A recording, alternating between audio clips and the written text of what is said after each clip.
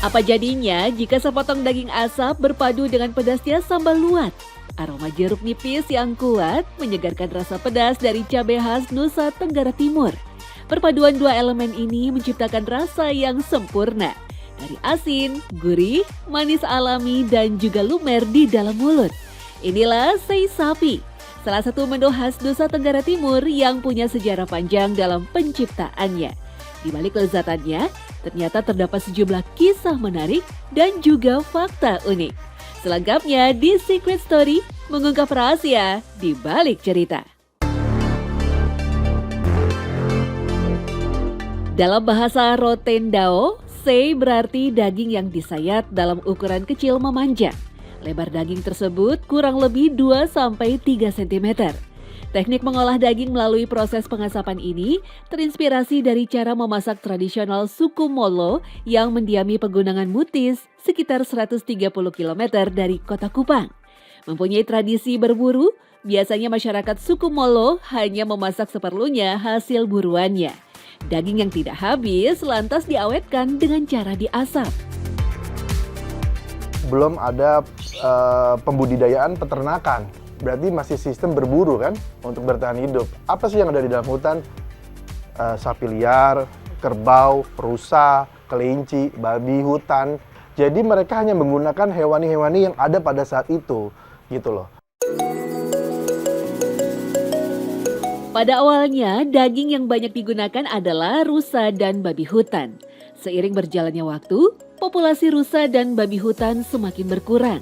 Rusa menjadi hewan yang dilindungi, sementara babi hutan hanya diburu saat menjelang musim tanam.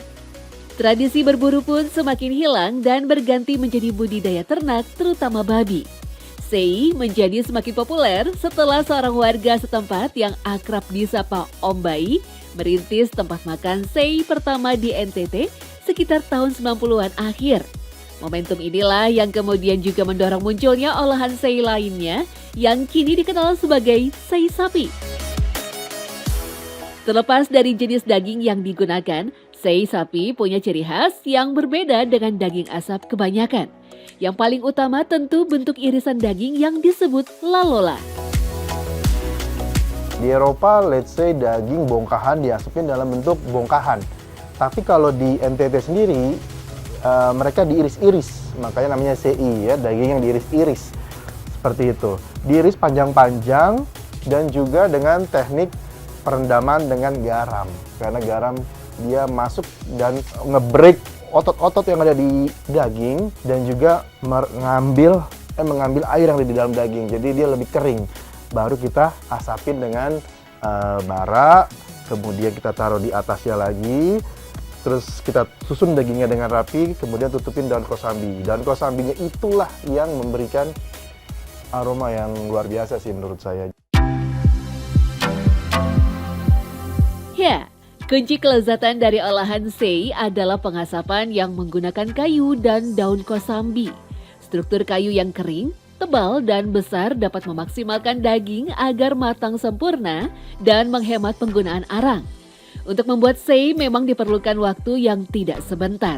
Proses memasaknya membutuhkan waktu berjam-jam.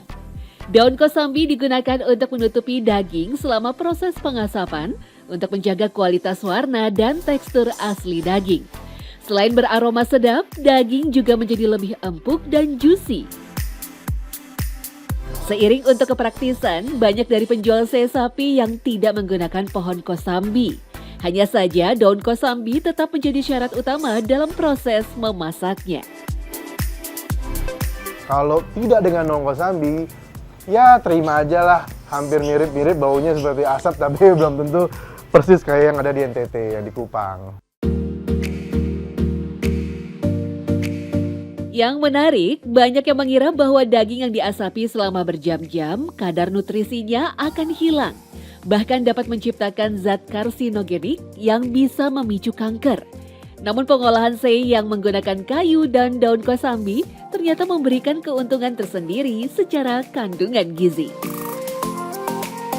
Jadi kalau daun kosambinya ini digunakan sebagai penutup daging sei sapinya agar dia bisa menahan asap dan panas sehingga daging itu matangnya maksimal.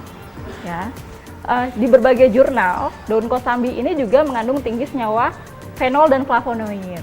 Kedua senyawa itu memiliki kemampuan sebagai antioksidan yang dapat menghambat radikal bebas, jadi sangat penting peranannya. Dalam penyajiannya, kuliner sei sapi biasanya dilengkapi dengan sayuran pendamping seperti tumis bunga pepaya atau daun singkong. Dan seperti kebanyakan makanan khas Indonesia lainnya, sei sapi pun semakin lezat dan nikmat dengan kehadiran sambal. Berbagai jenis sambal mulai dari sambal terasi, sambal dabu, hingga sambal matah sangat cocok untuk melengkapi hidangan sei sapi. Namun yang paling otentik tentu saja menggunakan sambal luat, yaitu olahan sambal khas NTT. Sambal luwak itu kenapa jadi enak banget? Ada kemanginya di dalamnya, ada daun siba, sama ada jeruk nipis. Daun siba itu kan yang tidak ada di setiap daerah di Indonesia, makanya kita bilang itu adalah karakter. Satu lagi, di situ ada namanya cabai, namanya lombok padi. Lombok padi itu cuman ada di daerah NTT sendiri. Udah pasti ini nggak sama cabai yang ada di Pulau Jawa. Jadi karakternya jauh lebih berbeda, lebih spesifik, lebih berkarakter. Itu kunci dari side dish-nya atau sambalnya sei sapi itu yang membuat jadi lebih enak.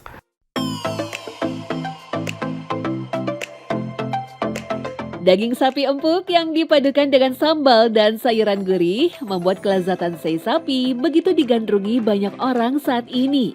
Tak hanya generasi muda, orang tua hingga anak-anak sekalipun sangat cocok untuk menyantap hidangan tradisional yang viral di era modern ini. Selain cita rasa lezat dan nikmat, dalam seporsi menu sei sapi juga memiliki gizi yang cukup lengkap.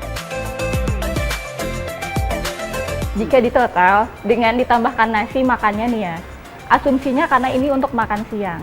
Jadi total energinya dari satu pack sei sapi yang berisikan daging, sayur, nasi, dan sambal, itu kalorinya sebesar 642 dengan protein 31 gram, lemaknya 16,8, dan karbonya 90,5. Dapat disimpulkan, ini dapat memenuhi 85% kebutuhan gizi makan siang seseorang. Gitu, jadi cukup bagus.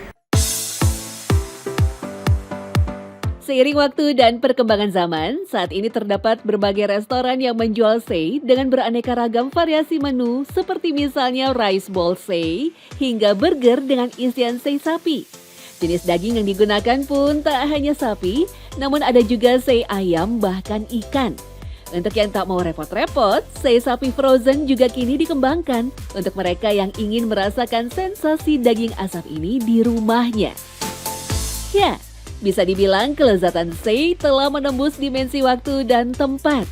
Tak heran, pemerintah Indonesia pun menetapkan sei sebagai salah satu WBTB atau Warisan Budaya Tak Benda sejak tahun 2016 lalu.